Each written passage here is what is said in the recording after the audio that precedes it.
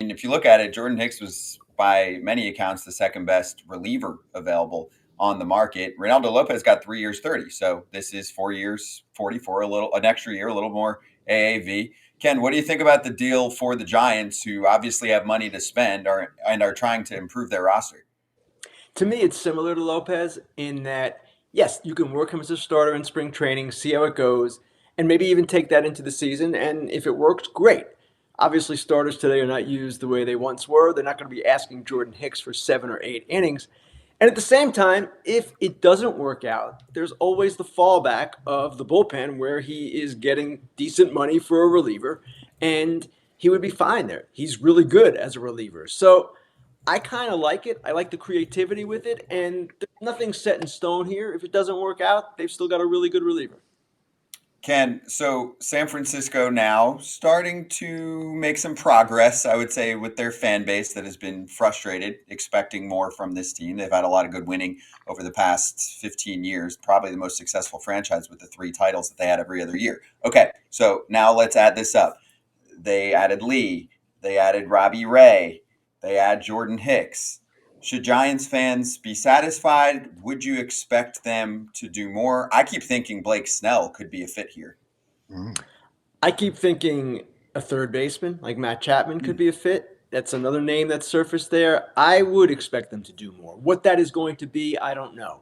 And if Blake Snell's agent Scott Boras is asking for a price that the Giants are uncomfortable with, like the Yankees were uncomfortable with, well then Blake Snell will be a difficult ad for them. And yes, they have third baseman, but if you get Matt Chapman, you can DH JD Davis. You're a better team. I don't know if that's the way they're going to go, but there are other things that they can do, certainly offensively, to upgrade that roster. I would not expect that they're done. Is there a connection? We were talking about it the other day.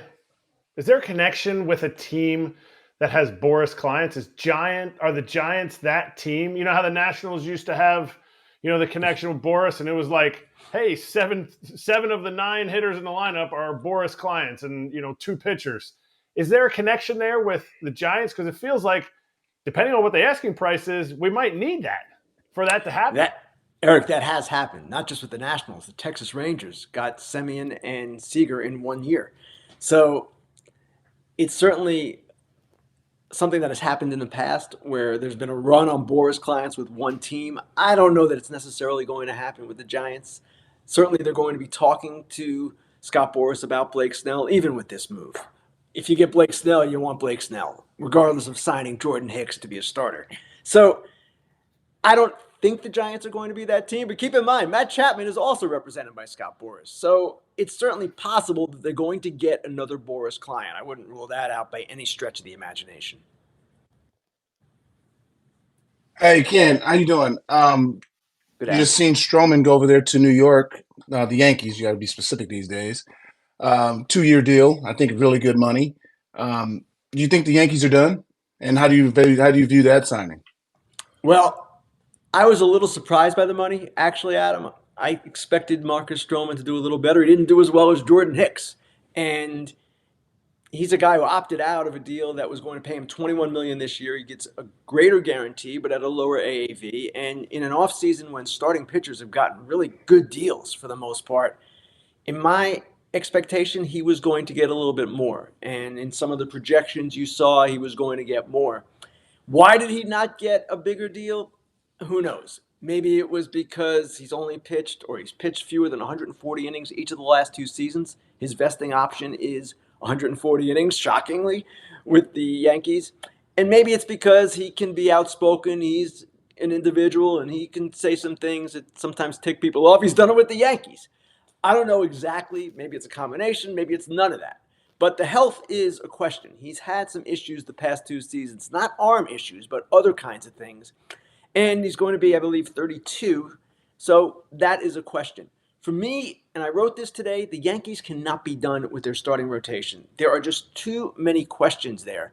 Stroman from a health perspective, Rodon from a health perspective, Cortez from a health perspective, Clark Schmidt is a number 5, okay, but behind Garrett Cole, who is your defending Cy Young winner, and at a time when Cole and Judge are in their prime seasons of their career, and Juan Soto might only be under club control for 1 year, this group to me is not strong enough. Now, can they do something else? Maybe if the price drops on Snell or Montgomery, maybe if they get a better deal on Cease than the one that the White Sox are proposing right now, or maybe they simply play this out and wait until the deadline. But in my view, this group, considering where they are and the urgency with winning with Soto and with Cole and Judge at this state of their careers, to me, they need more. So where's that more? Because you kind of That's a great question. You balked at the Snell. Obviously, if the market goes down, Boris isn't going to want that to happen. Snell's not going to want that, and I don't see that happening because of the lack of pitching. Is there a creative starting pitcher that is out there? There might be. And certainly the Marlins are a team with starting pitching and a team that has been open to conversation. Jesus Luzardo, 3 years of control, is the pitcher that they have who is in the most demand. But again, it's going to take a significant price to get Luzardo. He's a guy that is pretty good and has all that control left, and the Marlins are not going to give him away. They're going to want a significant return. So there are other things. There are always other things, Eric, right? Not just the names that we know. There are names that are out there that we might not be aware of. So I would expect they're going to be banging on some other doors. But at the same time, it's not easy to trade for starting pitching right now. It's going to cost you. And they've already made a costly trade for Juan Soto. A good trade in many of our estimations, right? But one that cost them a lot of starting pitching, at least in terms of depth. And there's a great article that Ken put out this morning about the Yanks and tying it to the Stroman signing. And also, it happens to be one of my favorite articles, Ken, because there's a little mention on foul territory. We conveniently had Jamison Tyon on the show yesterday and asked him about it. And he was really honest and said he really liked him. But also, he's like, yeah, he can be misunderstood. And he doesn't give a crap what other people think. So that's all cool. He's familiar with the New York scene. He grew up in Long Island. So my question for you is the slice of that article about Stroman's past, specifically with the New York Yankees. It sounds like he met with Brian Cashman before this deal was consummated. But at the same time, do you think there's anything to that, or that's just Stroman's style? And maybe it even helps him because he'll have a chip on his shoulder, since the GM that just signed him said he was not playoff rotation worthy a few years ago. Well, there's certainly something to it because this was all public a few years ago. Back in 2019, Brian Cashman said after the season, when asked why he didn't trade for Marcus Stroman, he said he didn't think he was a difference maker. And then Stroman had his say, and they went back and forth a little bit. Actually, that was all Cashman said, but Stroman said some things as well. So in this situation, what happened was these two parties needed each other. Stroman seemed to need a landing spot. Obviously, the competition was not necessarily what he anticipated because he signed for $37 million. And the Yankees needed a starting pitcher, and they didn't want to spend what it's going to take at the current rate for Blake Snell. And they weren't certain, by any stretch of the imagination, of getting Jordan Montgomery, a pitcher that they traded because they felt he wasn't capable of being in their playoff rotation. The trades, they're going to be costly too for Dylan Cease, for Corbin Burns, if indeed the Brewers move on from Corbin Burns, which they might not do until the deadline, if at all. So desperation makes for strange bedfellows. I don't know if that's a phrase or not, but Joel Sherman wrote a good column in the New York Post today basically saying these two sides were desperate. They needed each other. And I don't know that I would put it that strongly, but certainly there's something to that. There was a need for both parties to come together. And those words that were said in 2019, maybe they'll motivate Stroman, but it seems to me it's 4 years ago now, and I would expect that everyone's moved on. Well, no, at that price, at 2-year 37, that doesn't that open up a lot of teams to have his services? You know, how big was his market at that price? Now, again, if he was asking for maybe 25 or 30 a year, it changes. But at 16 to 18, I mean, how many teams were really on him? That's one thing I'm not sure of, Adam. And it's possible, certainly possible, and this might come out when he speaks to the media, that he had better offers from other places, but he wanted to go home to New York and wanted to pitch for the Yankees. Most players, you know this, they have somewhere in their hearts and heads an idea of what it would be like to pitch for the Yankees or play for the Yankees and how cool it would be. Most players like playing for the Yankees, even with all the pressures in New York. They like the way they're treated, it's first class, all of that. Not that other teams don't do that, but the Yankees have a good way and a good reputation along those lines. So that could be part of it, right? That he took less to play for the Yankees. But at the same time, it didn't meet what people expected from him. And if you look at the starting pitching market this season, from Eduardo Rodriguez at 80 million to Frankie Montas at 16 million, Stroman should be more toward Eduardo Rodriguez, I think, than Frankie Montas, and that's not how it played out. True. Ken, what do you think about the Blake Snell, Jordan Montgomery markets at this point? Do you think that there's a price that's going to come down at some point, and that's what's going on here? I mean, I'm still surprised that the Yankees feel like maybe that's not the case, but it feels like they kind of closed the door on Snell, and I don't know what the offer ends up being. But if I had to guess, Scott Boras probably is still holding at like a $200 million number that maybe teams are not going to meet. Well, certainly he has not found a team yet to give him whatever the number is, and I think it's probably even over 200 million. But with free agency, it's never over until the player is signed. And the Yankees, yes, they have not met Blake Snell's price. They made him an offer. He didn't like the offer. That's where it is right now. Doesn't mean they can't circle back if the market changes. I don't know that the market is going to change for Blake Snell. The Angels are still out there. They have not done anything big yet, and I expect that they will after losing Ohtani, whether it's Snell, Bellinger, whoever the case might be. So, again, if you're the Yankees, you're not going to just sit there and say we're done looking for starting pitching. They added some depth yesterday, too, with Luke Weaver. Maybe they go for some other pitchers along those lines to just bulk themselves up a little bit. But it seems to me they need one more quality guy and one more with a little more certainty to him. That's why I like Montgomery, even though he might not be available to them. Montgomery's going to take the ball, at least he has historically. He doesn't have the injury history recently that Rodon and Cortez and Stroman have. And that's the thing that concerns me most, the variability here with those three guys. This isn't an individual question. Why do we not hear from the player exactly what contract offers were? Why doesn't Stroman, after this, hey, who else was offering you? This team. Why do we not discuss? Why is there such a hush? Is there something I'm missing on like, hey, you know what? The Orioles offered me $34 million and I wanted the extra $3 million. It's usually out of respect to those clubs. You don't want to embarrass them when they've recruited you and they've offered you $34 million, whatever the number might be. That seems to be just the decorum of how these things come together and proceed.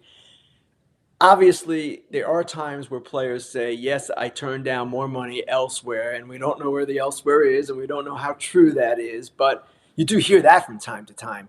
But you rarely hear specific teams for that reason. Their agents advise against it. Probably a lot of players just don't want to do it anyway because it's a simple respect matter with those clubs.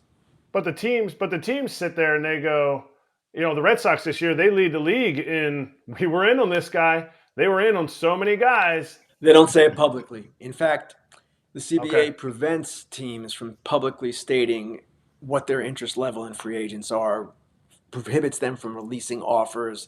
That is all going back to the collusion era. We don't have to go through all this, but they don't want a public airing of these numbers because it could affect the marketplace. That's the concern. So teams are not allowed to do that. Players generally follow suit. It's simply not the thing to do, I guess. Teams just leak it. Players don't. Well, yes, you do see that from time to time, no question. Okay, Ken, I want to take you to an article that has stirred up quite the feedback. And, I took a unique approach this time, Ken. I saw the article come out, and I saw some other articles about your article and extra social media feedback. So I was like, let me read some of this first, then I'll go into the article. Not sure I totally understand what people are talking about. So it's the article about Wander Franco. I think you provided more context on his situation and took us back to his signing when he was 70 games into his career. So can you give us more context on what you wrote and what you think about some of the feedback that you've seen on it? Yeah, well, it certainly did create more feedback than I anticipated. I was taken aback by it. I was left kind of speechless by it. I'm accustomed to people disagreeing with me in the comments or on tweets, whatever. That's par for the course. That's the age of social media. That's the discourse we're in right now. And frankly, that's part of the job. If I'm going to write opinions, people are going to have a right to say what they think. But I will say this. When the reaction, Scott, is this strong and this vehement from this many people, I have to look at it as there being a disconnect between what I intended to say, what I wanted my message to be, and how it was received. And that's on me. If people are not interpreting it the way I thought they would interpret it, that's a poor job to some degree. I didn't make myself clear enough. So I wasn't trying to say, as some people have indicated, don't sign young players. I was merely pointing out the risk, the massive risk, when you give $100 million plus contracts to get guys who are 20, 21, 22 years old. If people are going to criticize me for saying, well, that's obvious, I would have understood that more. But people really saw this as me writing about an extreme case and not one that is necessarily applicable to any other. And I would agree with that. And I mentioned in the article that this is an extreme case. And I mentioned that Tampa Bay, if they had known or had any inkling of any of this, they never would have given him the contract. But I still thought it was worth exploring the things that I wrote about. In retrospect, would I have done it differently? Would I have framed it better? Would I have maybe not even written it because of the strong reaction that I've gotten? Maybe. And I'm not afraid of reaction. I'm not afraid of upsetting people. But when I upset them, I want to upset them for the right reasons. And in this case, it seems like there was that disconnect that I mentioned. It just didn't land properly. And again, I'll own that. I have to own that. And I've been doing this a long time. Doesn't mean you can't learn from your mistakes if this is indeed a mistake. It doesn't mean you don't go forward and keep this in mind in the future. I'm not going to ever be dismissive of my audience and their reaction. Now, when people say, well, you're an idiot for saying Shohei Ohtani's going to get this much money, that's one thing. This is another. And it really bothered me, obviously. I'm not going to lie about it. It bothered me that I was unable to make a point more clearly so that people kind of grasped it better. And again, maybe this was the wrong example to use. In retrospect, that probably was the case. But my goal with any column I write, any opinion column, is to make people think. And again, if I make them upset from time to time, that's okay. But I've got to make them upset by making my points clear. If I'm not clear enough and they're getting upset for reasons that I didn't anticipate, then something went haywire. And I have to say, something went haywire here. I respect that. And obviously you're putting out, a lot of articles on a weekly basis. And this topic in particular with Wander's case is a sensitive subject. The one follow-up I had is we even have some fans in the chat that are like, oh, Ken is public enemy number one right now in San Diego for mentioning Fernando Tatis Jr. So that's the other layer I just wanted to ask you about. You specifically clarified in the article, the court case part is different. I heard a lot, everyone on this show heard a lot about Wander just with the Rays this year, not what is going on with his court case in the Dominican Republic, where he took a turn for the worst in terms of maturity, and that is listed in your article as well. I think it is fair to list other players that are going through those situations, right, with their teams, or if it even causes an injury, like you wrote Tatis. I thought about Jared Kelenic if he had signed a $100-something million deal and ends up getting frustrated this year and hurting himself again. So anyway, what did you think about that part of it and the feedback that you got for just merely mentioning another player who's gone through some immaturity issues? Well, Padres fans, some of them, maybe a lot of them, are upset with a number of things I've written about them over the years. So they're right. They can be upset. I would point out that most of the things we've written have come to pass, but we're not talking about that. The Tatis part of it, again, it was all part of the discussion that I was bringing out about the risk you take with a young player that you don't know exactly what you're getting because it's not a fully formed adult. Tatis made some mistakes. Now, I specifically say there is a sentence in there that says what he has done does not even compare to what Franco has done. But I'm just making the point that, again, these are massive risks teams take somewhat blindly. And another point I was making and this was several times in the article, actually twice. What I'm advising is for teams to take a harder look at what they're seeing with these players before they sign them to these deals. And they all do their due diligence right now. I'm not saying they don't, but maybe this will force teams or compel teams to say, you know what, let's go a little deeper. Does this kid have enough support from his family? Does he have enough support from his agents? How is his maturity level? You go a little bit deeper. Now, maybe you're not going to know anyway. Obviously, the Rays didn't know with Franco, but that was part of it too. And again, for the second time, I'm not advocating young players not to sign these deals or for teams not to sign young players to these deals. I've actually supported them over the years, from Julio to Strider. All I'm saying is that it was a massive risk. Now, again, I'm not exonerating myself from what the reaction was. The reaction was what it was, and people took it a certain way for a reason. They didn't see it the way I wrote it. Okay. But as far as Tatis is concerned, I'm not comparing him to Franco. I'm just using him as an example, another example of a young player who had some speed bumps. And they were more similar to the speed bumps Franco had last year with the Rays than obviously what he's going through now. But do teams stop doing it? I mean, you No. have to lock up these young. These are because again, Absolutely not, generational Adam. talent. You Well, got to that's right. lock them up before they shouldn't get stop way too doing it. expensive. No one's saying Right. they should stop doing it. And in fact, there's a good reason, as I explained, for these deals. You get these guys at below market rates for the primes of their careers, and you're going to do it every time, and you're going to do it even with the blind faith aspect of it. All I'm saying, again, is we can't just say there's no risk here. There's risk. Now, I'll repeat, maybe this wasn't the example to use to make this point. Okay, I got it. All right. So, do you think it's a societal issue, though? I mean, it's again, like I said, if you wrote this article 20 years ago, it's going to be tough to get to read all the comments. You can read 1,000 comments in a minute. Do you think that now everything is glamorized with social media, with Instagram, and that his contract is all known? And just like, do you think that now, even more than ever, athletes have become, I would say, and I'm not excusing anything and any behaviors. I'm just saying, do you think athletes have become the prey in a way? Well, I don't know, and we don't know the outcome of this case. It's still evolving. If my internet But works. certainly, we live in an age of more media saturation than ever before. And we all have to be cognizant of that. And when it comes to me and writing and even speaking on foul territory, I don't mind that people will comment on Twitter, and I don't mind that they'll comment on my articles because, in my view, it's almost a checks and balances. I know what the audience is thinking, and I know what bothers them. I know what might upset them. And sometimes if I upset them too much or upset them for the wrong reasons, as I seemingly did here, hey, I've got to learn from that.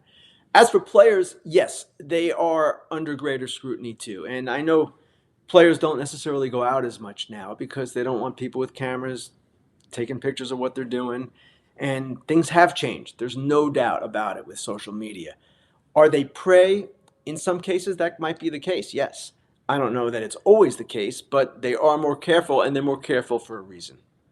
This doesn't apply to the Franco situation here, but do you think teams should be punished? I always thought about it during the steroid era. Like, teams turned a blind eye to things. I'm not saying at all the Rays turned a blind eye to things here. But should there's a lack of culpability with teams when things happen. They'll give out the punishment, but they won't take any punishment for a team. I guess the Astros scandal, now that I'm saying it out loud, but like, should there be a punishment for the teams, or is this all completely individual things and the teams are never at fault? Well, each case is different, and I don't know that you can make a blanket statement one way or the other, Eric. In this case, this is an individual's action. In almost every case, when you have a player with a criminal activity or alleged criminal activity, it's the player. I don't know that you can hold the team responsible for that. If something happens in the clubhouse or on a team charter or a team hotel, even then, it's still individual responsibility. I don't want to get too deep into this because I don't want to say anything stupid, but I have a hard time imagining how you could blame the team for an individual's action. These are still, while they're young men, they're still adults. Ken, really important combo here. Thank you for providing context on what you wrote and the feedback, and obviously even kind of seeing the instant feedback from fans. Like, just respect for just spilling it out. And I'll say one more thing, Scott. I want to say Mm-hmm. this. Sometimes I see comments like, "Oh, he just writes this for attention and for clickbait or whatever." First of all, we're a subscription site, so there's no clicking involved. You can maybe get a subscription, but it's not like that. The other thing is, and I hope people understand this, I've talked at length about the report on Scherzer a few years back when I got it wrong. I take this stuff to heart. I take it really seriously. And if I do something that, in my judgment, didn't come out right, which I think in this case it's pretty fair to say it didn't come out right, and then I'm going to hopefully fix that in the future. This is not a game for me. This is my livelihood. I've done this for a long time, and I take it really seriously and respect the people that I'm writing for and talking to. Yeah, they should feel heard on this one too, that you see it and you're reacting to it. So that's great. Ken, thank you very much. I mean, important. Great to have you on right after all of that. So enjoy the weekend. Hopefully some more signings.